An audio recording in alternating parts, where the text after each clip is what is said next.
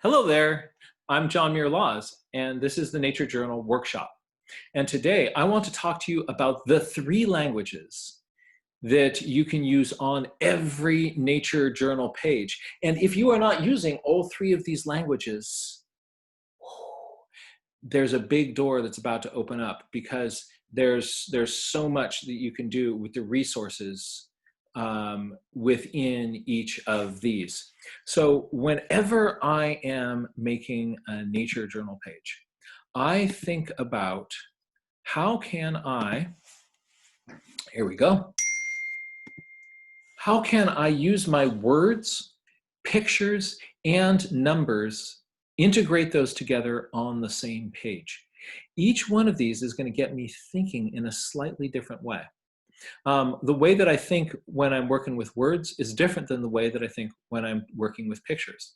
But not only that, within each one of these, there's a whole bunch of specific strategies that will take my brain in slightly different directions. So the beauty of this is, if I sit down and just take a little bit of time and I break down, like, here's a bunch of strategies that I can use with words, pictures, here's ones with numbers, which ones am I not using?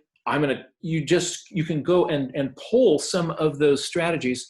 You go back to a phenomenon or an object that you have observed before, and you apply these approaches to it, you're going to see all sorts of different stuff.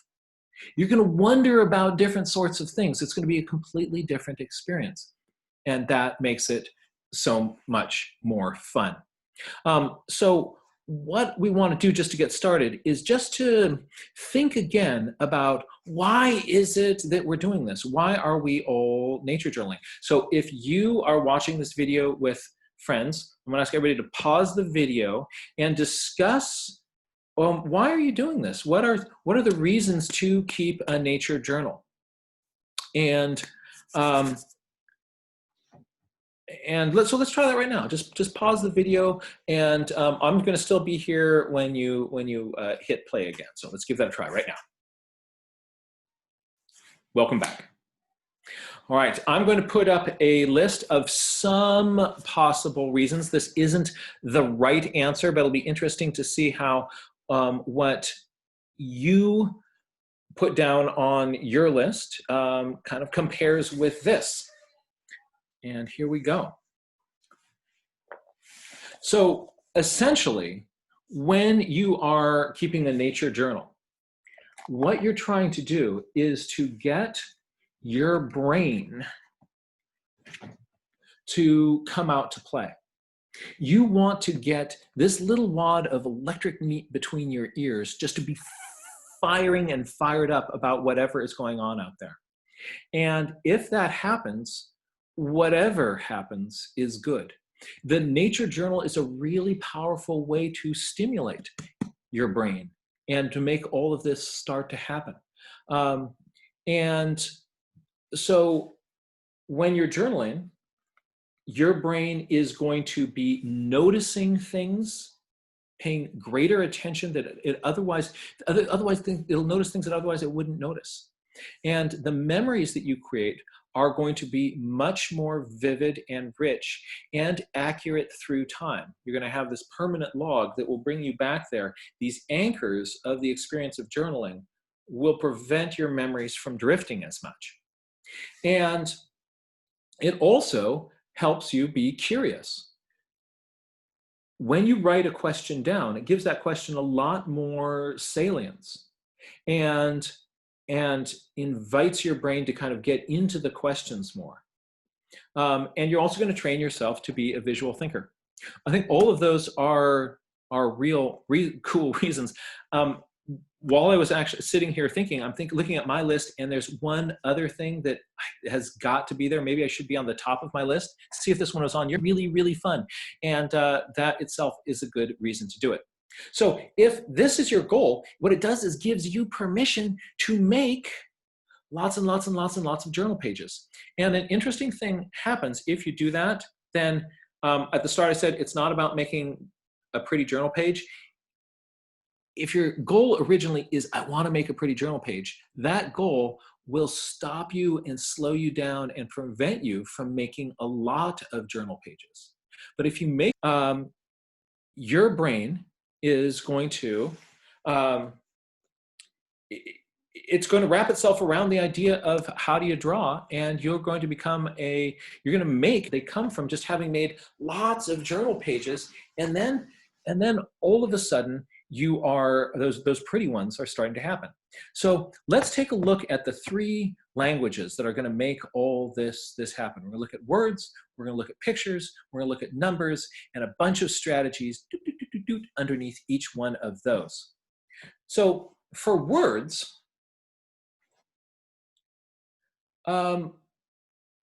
there's a lot of ways to handle words. And so first, just in the structure and the grouping of it. Sometimes people will have a drawing of a plant and they don't have any colors with them, and they'll draw a little line to something and they say this is green, or light yellowy lemony green. That's great. So it can be just a single word that is that you're bringing into your journal. You could also use a word fragment. Similarly, you can, oh, hey there, honey. I'm making a video. So wave to everybody. All right. Do you want to help me? Okay, so I'll hop up here, and we're going to do this together. So you can have words, pictures, numbers. I'm sorry. Okay. All right. You're going to play with the brain. So see if you can take it apart and put it back together. Excellent. So you can use a single word. You can use a sentence fragment, or you can entire paragraph. When you are writing an entire paragraph, the way your brain is going to be stitching ideas together is really different than if you are just using a single word. It's not that one is better than the other, it's that it's really, really different. And if you string a couple of paragraphs together, you can really pull out even more rich, nuanced ideas. So now let's take a look at the structure, the format of how you put those words in. They can be just in a paragraph on the side, but they can also be in a bullet list. If you make a bullet list, like see on the screen there, it says content. There's a bullet list underneath that. Once you start something like that, it's easy for your brain to fill in more and more examples. And so the structure of a bullet list is fast, and it invites your brain then to even add to it with more items. If you're using words as labels, that is one of the most powerful ways to integrate text with the picture that you have on your journal. And if you and you can do that a bunch of different ways. One is just an arrow pointing to things. Another thing I like to do is I will draw a little dot on my drawing and then have a line come off that dot. So you can do a little ball line. You can also put a label in a box and then have a pointer from that box off into some part of your drawing or other parts of what you're doing. Those are all great ways to use labels. And then there's titles and subtitles. And this isn't just to make your journal look pretty. Like, very often a title adds a lot of interest to a page. But when we create titles and subtitles, what we're doing is we're getting our own, what's going on here in this page. And what is the big idea? That's going to be my title. And then are there little subunits, sections of it? So for instance, here you see some subtitles. There's format and content. Hey, good job. So the format and the content, those are subcategories that when I look at my page, it's easier for my brain to kind of understand how I'm thinking, what I'm doing. It also helps somebody else who's scanning your page be able to see what you were thinking about. But you also want to see that when you create those yourself, it will help you articulate those same sorts of things to yourself. With the individual words, you can make them bold, italic, you can add color to them. It's great to have a set of colored pencils with you. You can play with fonts, all sorts of things you can do with those words. So if you just take a single word and you punch it in with a thicker pen, that is going to draw people's eye, and it's also going to help your brain chunk and categorize things that are going on the page. Lastly, you can be really playful with how you write on your page. You can draw along a curve. You can, if you're writing about a rainbow, you could be kind of working in a rainbow. You can draw along the sides of a page and create a border just by some text exploring the place that you're in.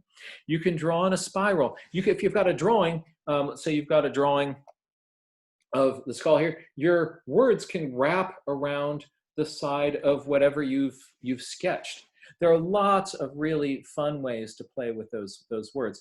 And if you're having more fun with it, your brain's going to relax and your creative juices are going to start flowing even more. So give yourself permission to be playful on your page. Here's an example. I was looking at my own shadow of my head cast onto a lawn that had dew all over it. And there was a rainbow, a little halo around my head. And so I made a sketch of that, but that sketch on its describing what is going on there, the whole thing becomes a lot more understandable. So some things are easier to show in a sketch. Some things are easier to... Here is another example of using words. Here, what I'd like to point out is it's mostly little fragments, but there's that one word down on the bottom. Look at how much the Y pops out. That Y really, really stands out. So if there are parts of your journal that you want to emphasize, perhaps it's a new word. You can emphasize your new vocabulary or an idea that you have, or if there's anything that you want to emphasize, you can be playful with those words, the fonts, the colors, and how you put those in. Here's another example of using words. In the top right-hand corner, I'm writing more in full sentences. And on the left-hand, bottom left, you're looking at labels. And just notice that those have very, the kind of mindset that you'll be in when you're putting in those different sorts of notes are very, very different sorts of things. Here's another example of that. Here, perhaps an even more stark comparison. Pause the video and read some of the sorts of notes that I'm making that I'm putting in with those labels. And then compare that with the full sentences that are on the second page there. And notice how dramatically different those two things are. The way that you are thinking when you're writing in full sentences is so different than when you're adding labels. It's just another invitation for your brain to go in a different direction. And then there's the pictures themselves. And there are lots of different ways that you can use pictures. Carolyn, could you do me a favor? Could you close that door for me so that we're not hearing the noise from out there? Thank you, love. So I want to show you a bunch of different strategies that you can use.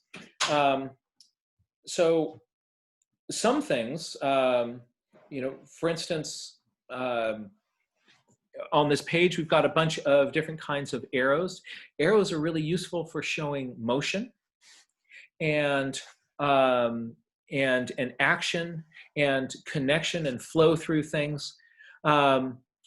Also, you can see me using boxes, borders, and areas of tone to unify different parts of the page. You could draw a box around things, and that unifies things on your page. Notice that all the arrows are in a little kind of white cloud line. There's a little whoop, white cloud line. That unifies all those ideas together. Similarly, the icons on the right and the multiple views of an object that I'm showing on the left, I put some white tone behind those. And again, notice the way that that pulls those things together. So if you notice that there are things that are connected on your nature journal page, and you want those to be more unified, to come together, you could use any of those strategies to do it. Let's take a look at some examples, right?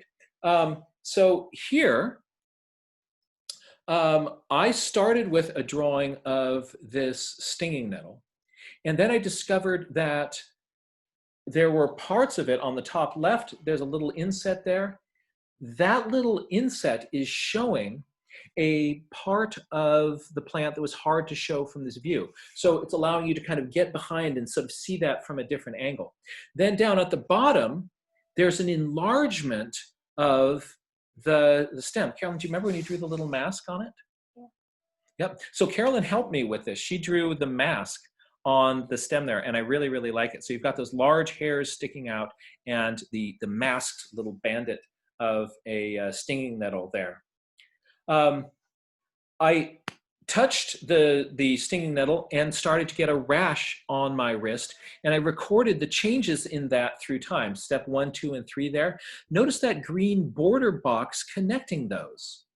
That visually holds those together as a chunked unit. And so there's another kind of visual style. So you're seeing several things going on here. There's a portrait of something, there's a detail of something, there's an enlargement of something, there's showing stages of something, almost as a comic of me getting stinging nettle. And we also have, notice that there are those 3 little stems down on the right-hand side, which are showing kind of in parallel construction the color variations in the stems. So you can see on one page a lot of different. This is a map. This was part of a schoolyard, the area in front of a school in Petaluma. And there were gopher mounds, and there were also molehills. And so those are color-coded and drawn. All of the gopher mounds are in pink, the molehills are in yellow. So notice that the drawings at the top are color-coded with the things at the bottom. You can think about, how can I sort of connect visually the sorts of information that I'm putting on the page. Each one of these, the gopher mounds and the molehills, you're seeing them in the top view and side. C, there's a little line coming down, and then there's C prime down below it. Just above that, you see a slope going down from C to C prime. That is showing the slope and how it went down, how it kind of the angle that went down. So you can integrate maps with your cross sections. So if you're not making maps and cross sections, there's a lot of things that you're missing that you could put into your journal. Here's another example of a map and cross section combination. This is a rock outcrop at Ocean Beach near San Francisco. So there's, in this case, the small item is there's a map where you see that kind of north arrow. That's a little map showing this, this outcrop going across the beach. And then at 2 places in it, A and B, you see lines drawn across it, and then you can see cross section A and cross section B. We also have a detail put in there, a little inset showing what the fossils were doing. So this is another sort of idea of maps and cross sections, absolute gold for expressing and showing information. And if this isn't currently part of something that's in your journal, there's a lot of really fun ways to use it. Here's again, we're seeing cross sections here of tomatillos. There's that one on the top, you can see cross section AB and where those fit into diagram AB. And down at the bottom, you see that little tomatillo with a little line dashed across it. That's where I sliced it to make cross section D. We're also seeing here how you can use arrows to show action and movement. On that little Asian eggplant, notice those arrows going up. What I did is I pulled this, it had a little cap that was on the top of it like this, the eggplant tucked underneath it.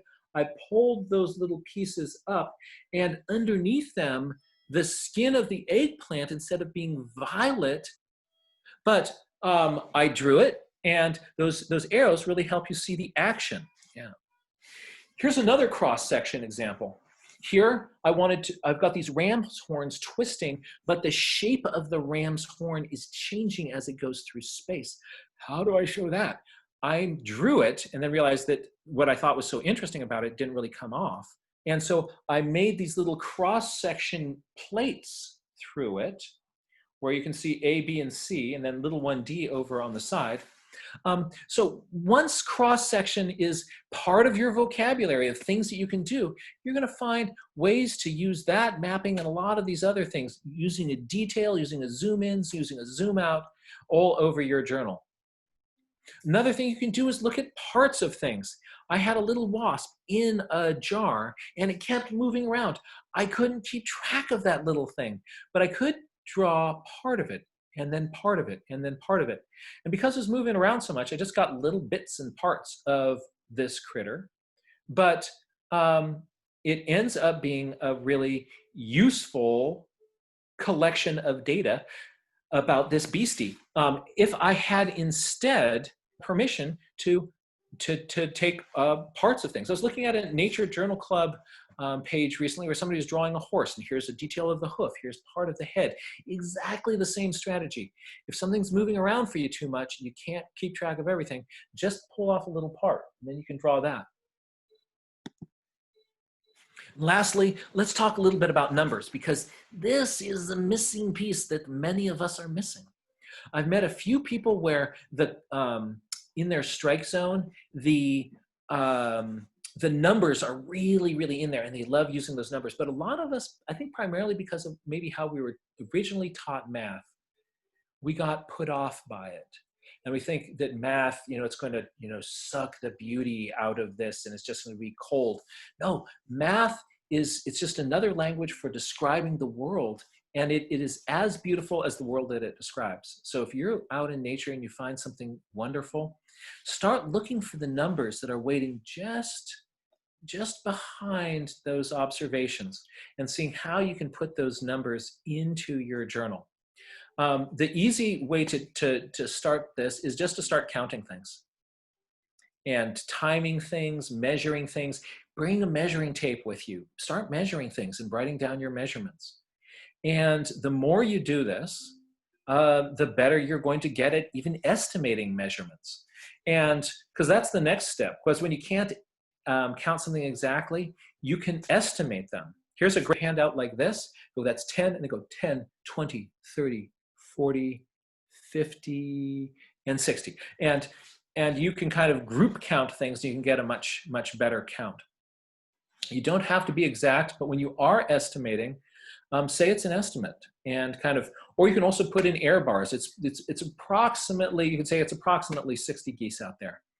But if you group count things, it's about 60 geese, and then you see 3 more. If you write 63 geese, it looks like you counted them all. So also let how you record your numbers be a measure of an indicator of how you got those numbers. So keep that kind of room for our mistakes, or not our mistakes, our uncertainty in our observations. All right, let's take a look at some number examples. So here's a big piling by the edge of San Francisco Bay. Tide went down, and notice on the left-hand side, I'm putting indications of 1 meter, 2 meter, 3 meters going up this thing. And then there's something else that was down below that was just down below the water. So this is meters above the water. And those numbers really help give extra context to this. Here's looking at a bufflehead. You can see me out there sketching the bufflehead. I'm using words, I'm using pictures, and it keeps diving. So whenever it would dive, I would start counting 1 second, 2 seconds, 3 seconds, 4 seconds, 5 seconds. And then it would pop up. Okay, that time was down for 20 seconds. I put a little tally mark over there by the 20. That's called a tally histogram. And it's a little histogram of tally marks of what I've been looking at. Let's take a look at some more numbers. This I did at Amelia and Carolyn's school. We're teaching there everybody how to do nature journaling. One morning after a rainstorm, there were worms everywhere on the playground. And so we went out and we counted the number of worms that we saw. And what you did is we all lined up along the side, and then the kids started walking, and in their journals, they just kept track of at, 7 paces, I found a worm. At 9 paces, I found a worm. And they're heading straight towards a target on the other side. So imagine a whole bunch of kids walking out like this across the playground. So we then made that little histogram of how far the worms were that we found out, and that most of them got out to about somewhere around between about 30 paces away from where the grass was. So we figured they started at the grass and then they made their way out. And there was one little worm that made it all the way out 70 paces away, but most of them had kind of petered out by then. So that's pretty cool. But what's even more interesting is that we then went back. Where'd the worms go? Where'd all the worms go? 2 worms just at the edge. All the rest of the worms were gone. And these are not fast little critters. What had happened? The students came up with a bunch of ideas of what could have happened. And those were like, maybe the birds ate them. Maybe they crawled to the grass. They were eaten by other worms. Maybe salamander came out and ate them. Isn't that fun? But that is, if you can turn your observations into a picture, turn those numbers into a picture, it's going to be even more valuable and even more interesting to you. So those are some tips on how to use words, pictures. You probably are using at least 2, maybe all 3 of these together, but I hope that in this video, you've got a few more strategies of things that you could do to add a little bit more variation into how you play with those. Remember, it's your journal. There's no one right way to do this. The most important thing is to have fun. The more you do it, the more you're going to see. And it's just going to get better and better and better. We hope that this was useful to you. Now it's getting a little bit dark out there. Should we go eat some dinner? Or should we open birthday presents? I think she wants to open birthday presents. It's my birthday. So thank you all, and I hope you all have a really good evening. But how do you stop this? We escape. Yep, and there we go. And we're going to end this meeting right there.